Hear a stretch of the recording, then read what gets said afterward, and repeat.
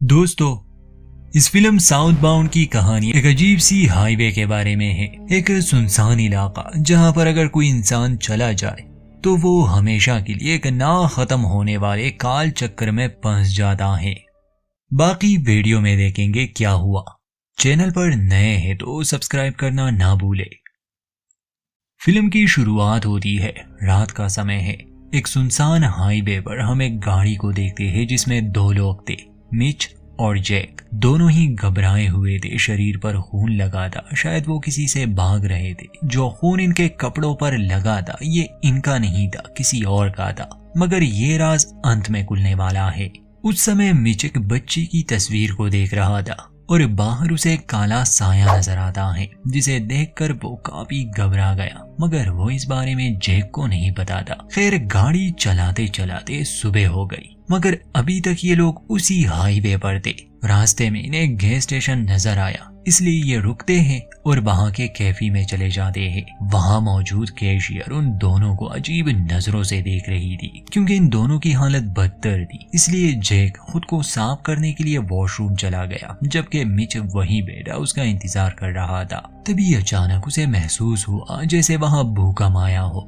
वहां और भी लोग बैठे थे, मगर ये सब सिर्फ मिच ही महसूस कर रहा था। इससे वो काफी घबरा गया। वहीं दूसरी तरफ हम जैक को वॉशरूम में देखते हैं, जो अपनी शर्ट उतारता है क्योंकि वो जख्मी भी हो चुका था। जख्म को साफ करने की जैसे ही वो कोशिश करता है तो वो एंटिटी जो मिच को बाहर दिखी थी वो जैक पर हमला कर देती है। जैक मरता नहीं, मगर खुद को छुड़ाकर वहां से तुरंत बाहर आया और मिच से कहता है कि हमें यहाँ से निकलना होगा। दोनों अपनी गाड़ी में बैठकर वहां से निकल जाते हैं।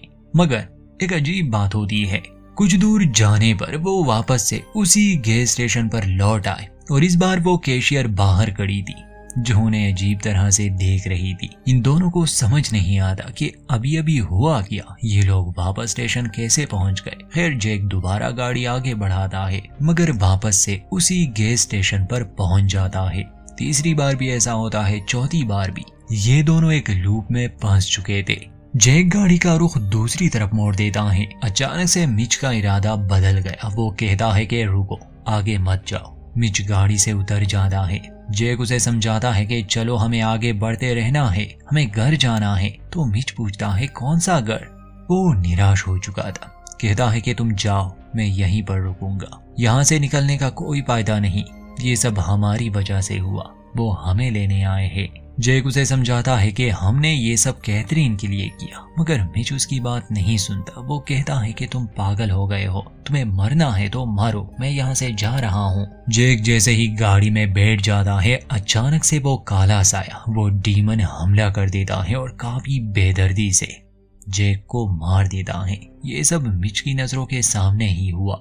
उसे लग रहा था कि अगली बारी उसकी है, मगर अजीब बात थी कि वो राक्षस वहां से गायब हो गया। अब मिच पास के एक मोटल रूम में जाता है, जो बहुत अजीब था। हर दरवाजे के पीछे एक अलग ही जगह थी। दीवारों पर खून ही खून था और सारा सामान बिखरा पड़ा था। तभी मिच को अपनी बेटी कैथरीन दिखाई दी, जो उसे मदद मांग रही थी। मिच उसके पीछे जाता है, मगर कैथरीन उसके हाथ नहीं आती और वो यहाँ वहाँ भागती है, जोर जोर से चिल्ला रही थी और उसकी आवाज से मिच पागल हो रहा था। ये एक ना खत्म होने वाला दर्द था, जिसमें मिच हमेशा अपनी बच्ची को बचाने के लिए भागेगा, मगर उसे अपनी बच्ची मिलेगी नहीं। बाहर दिखाया जाता है कि एक हाउसकीपर उसे कमरे के बाहर डू नॉट डिस्टर्ब वाला साइन लगा देती है। अब दूसरे इंसान की कहानी शुरू होती है, जो पास के ही कमरे में थी। किम, ईवा और सैडी। सैडी मेन कैरेक्टर है। ये तीनों ही लड़कियां एक रोड ट्रिप पर निकली थी। इन्हें कॉन्सर्ट में जाना था।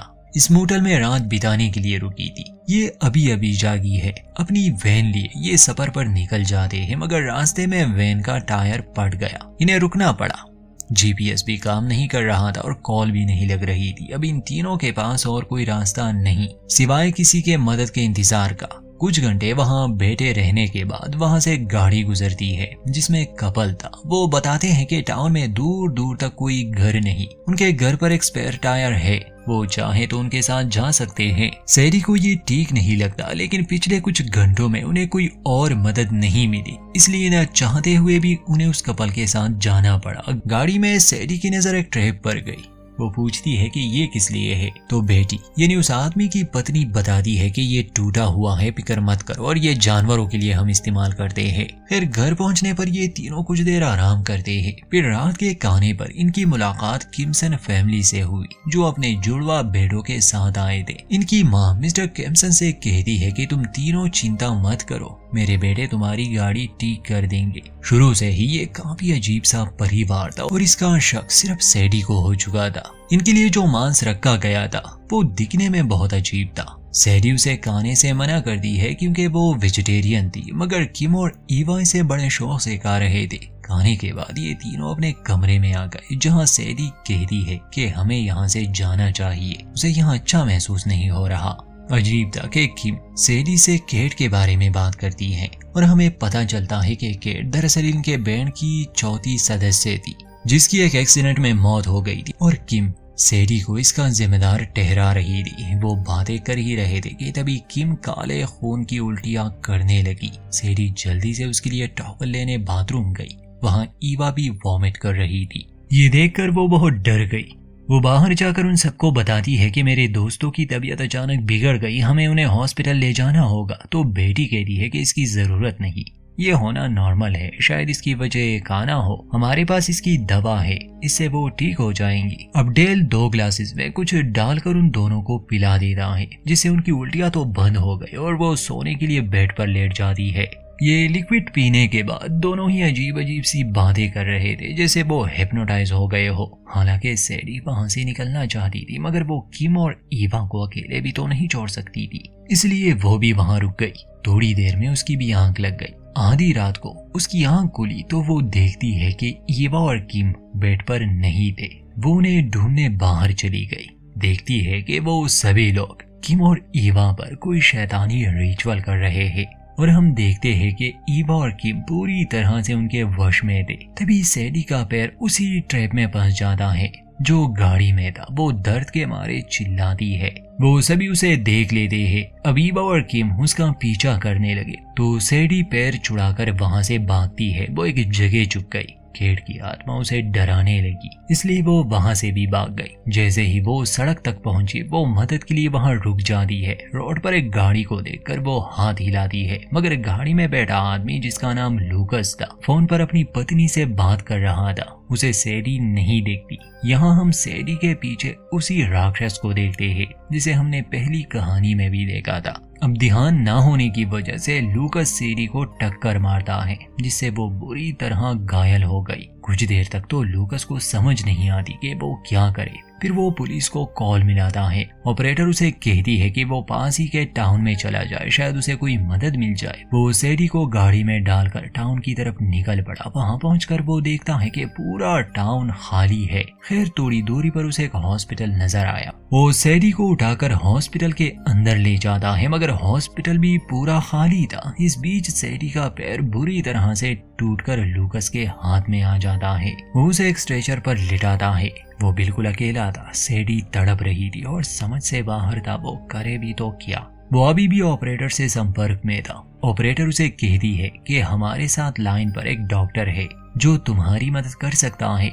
वो तुम्हें जैसा कहे वैसा करते जाओ। डॉक्टर उसे पूछता है कि सैडी की सांसें कैसे चल रही है। लूकस कहता है कि उसे सांस लेने में दिक्कत हो रही है, इसलिए डॉक्टर उसे बताता है कि तुम्हें उसकी एक सर्जरी करनी पड़ेगी। कोई चारा न होने पर लूकस मान जाता है। डॉक्टर कहता है कि सैडी के मुंह में हाथ डालकर उसके सांस की नली तक एक पाइप ले जाओ और फिर उसके पेट पर एक कट मारो। लूकस ऐसा करता है। डॉक्टर कहता है कि अब उसके पेट में हाथ डालकर उसके फेफड़ों पर जोर दो।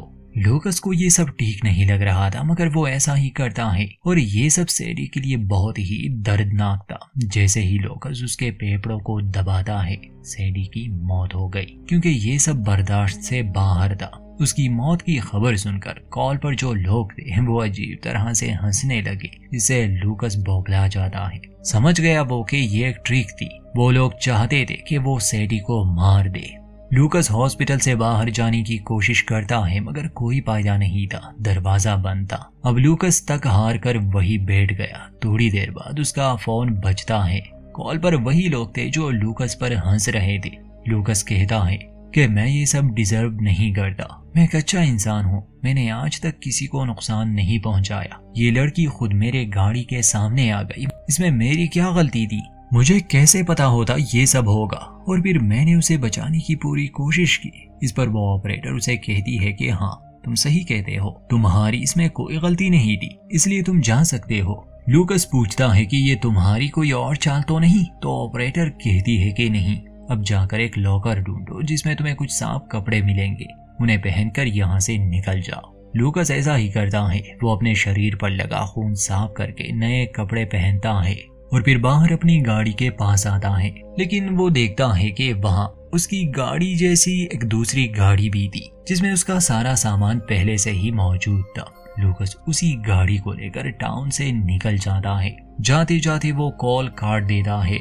लूकस की कहानी भी गई। अब सीन शिफ्ट होता है एक फोन बूथ पर, जहां हम एक औरत को देखते हैं। असल में यही औरत लूकस को इंस्ट्रक्शंस दे रही थी। अपना काम पूरा करने के बाद ये औरत यहाँ के एक बार में आती है। इसका नाम सैंडी है। इतना तो आप समझ गए होंगे कि ये जगह एक नर्क है और यहाँ रहने वाले शैतान सैंडी भी उन्हीं शैतानों में से एक है जो जहन्नुम में अपना काम करते हैं, यानी पापियों को सजा देना। सैंडी बार में आती है जहां एल नाम का एक बारटेंडर और वेरन नाम का एक आदमी, जो असल में आदमी नहीं मगर डीमंस थे। एल सैंडी से दरवाजा बंद करने पर बहस करने लगा। इसी बीच वहां पर डैनी नाम का एक आदमी अंदर आया। डैनी एक इंसान था, कोई डीमन नहीं। उसके हाथ में एक शॉटगन थी और वो अपनी बहन की तस्वीर दिखाकर कहता है कि क्या किसी ने इसको देखा है?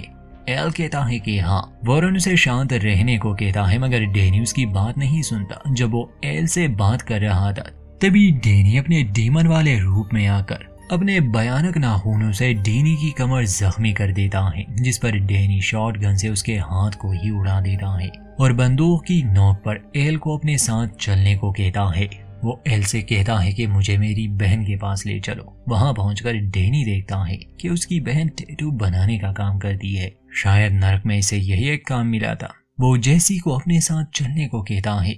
जेसी नहीं मानती तो डैनी जबरदस्ती उसे गाड़ी में बिठाकर वहां से निकालता है। जेसी उसे समझाती है कि ये दुनिया मेरे जैसे लोगों के लिए बनी है और मैं यहाँ खुश हूँ। यहाँ वही लोग आए हैं जिन्होंने भयानक पाप किए हो। डैनी कहता है कि तुम पापी नहीं हो।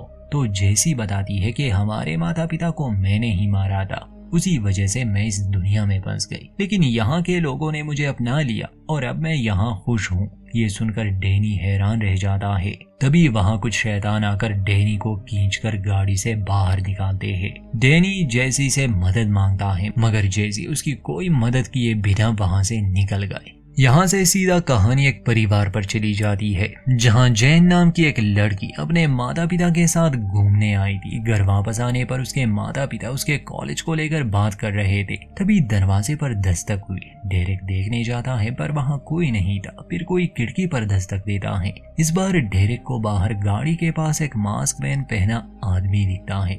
डेरेक अपने पत्नी से कहता है कि फौरन पुलिस को कॉल मिलाओ, लेकिन इससे पहले कि वो कुछ कर पाते 3 मास्क पहने लोग दरवाजे को तोड़कर अंदर आ गए। जैन भागकर अलमारी में छुप गई, जबकि डेरेक और केट को वो तीनों बंदी बना लेते हैं। पहले तो डेरेक को समझ नहीं आती कि वो लोग कौन है और क्या चाहते हैं, मगर उन्हें पहचानने पर वो उनसे माफी मांगने लगा। केट को समझ नहीं आती कि डेरेक किस बात की माफी मांग रहा है। तब दूसरा मास्क वाला आदमी उसके कान में कुछ बताता है और केट को उसकी बात पर विश्वास नहीं था कि डेरेक ऐसा कुछ भी कर सकता है। तब उनमें से एक आदमी केट के मुंह पर कपड़ा डालता है और दम घुटने से उसकी मौत हो गई। और अब वो पहला आदमी डेरेक को एक लड़की की तस्वीर दिखाता है, जिसे देखकर डेरेक उससे माफी मांगता है, लेकिन वो डेरेक पर चाकू से कई बार वार करके उसे भी मार देता है। और मास्क हटाने पर हमें पता चलता है कि ये लोग और कोई नहीं बल्कि मिच और जैक है, जिसे हमने कहानी के शुरुआत में देखा था। वो वहां से निकलने वाले थे मगर तभी जैन उन पर हमला करती है। वो चाकू से जैक को भी जख्मी कर देती है। जैक उसे भी पकड़कर मार देता है। ऐसा करने पर मिच को बहुत अफसोस होता है कि उसने बदले की आग में मासूम लोगों की भी जान ली। असल में डेरिक की वजह से मिच की बेटी कैथरीन की मौत हो गई थी और मिच उससे बदला लेना चाहता था। तभी अचानक जेन के शरीर से वही भयानक राक्षस बाहर निकलता है और ऐसे ही 2 डेरिक और केट के शरीर से भी निकलते हैं। मिच और जैक ये सब पहली बार देख रहे थे, उन्हें यकीन नहीं आ रहा था। जमीन फटने लगी और ऐसे बहुत से बड़े बड़े राक्षस बाहर निकलने लगे। जान बचाने के लिए वो भागते हैं, उनका एक साथी मारा जाता है। उसे छोड़कर ये दोनों ट्रक लिए वहां से भाग निकलते हैं। और अब फिल्म की कहानी वही आ गई जहां से ये शुरू हुई थी। सारी रात ये दोनों ड्राइव करेंगे, सुबह उस गैस स्टेशन पर पहुंच जाएंगे। फिर जैक मारा जाएगा, मिच मोटल के उस रूम में चला जाएगा। उसके रूम में जाते ही सैडी और उसके 2 दोस्तों की कहानी शुरू होगी। फिर लूकस के हाथों सैडी की दर्दनाक मौत हो जाएगी। फिर डैनी अपनी बहन को बचाएगा और उसी रात फिर से डेरिक के परिवार पर हमला होगा। ये सब एक ना खत्म होने वाले लूप में चलता रहेगा, क्योंकि ये नरक है और यहाँ सबको सजा मिलती है, ना खत्म होने वाली सजा। यहीं पर इस कहानी का अंत। उम्मीद करते हैं हमारी एक्सप्लेनेशन पसंद आई होगी। चैनल पर नए हैं तो सब्सक्राइब करना ना भूलें। वीडियो अच्छी लगे तो लाइक करें। मिलते हैं किसी और कहानी में।